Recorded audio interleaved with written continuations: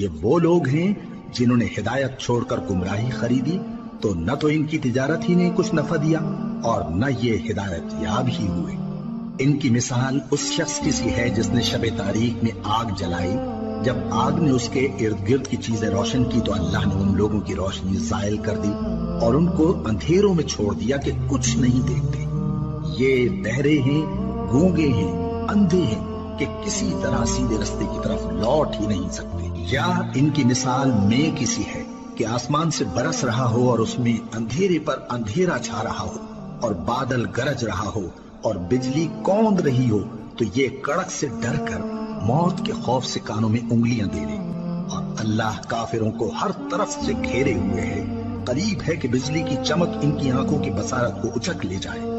جب بجلی چمکتی اور ان پر روشنی ڈالتی ہے تو اس میں چل پڑتے ہیں، اور جب اندھیرا ہو جاتا ہے تو کھڑے کے کھڑے رہ جاتے ہیں۔ اور اگر اللہ چاہتا تو ان کے کانوں کی شنوائی اور آنکھوں کی بینائی دونوں کو زائل کر دیتا۔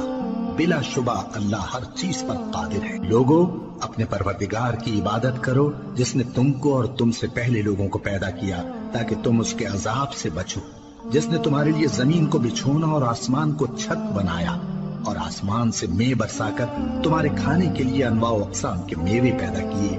بس کسی کو اللہ کا ہمسر نہ بناؤ، اور تم جانتے تو ہو۔ اور اگر تم کو اس کتاب میں جو ہم نے اپنے بندے پر نازل فرمائی ہے کچھ شک ہو تو اسی طرح کی ایک صورت تم بھی بنا لاؤ، اور اللہ کے سوا جو تمہارے مددگار ہوں ان کو بھی بلا لو اگر تم سچے ہو۔ پھر اگر ایسا نہ کر سکو اور ہرگز نہیں کر سکو گے تو اس آگ سے ڈرو جس کا ایندھن آدمی اور پتھر ہوں گے اور جو کافروں کے لیے تیار کی گئی ہے۔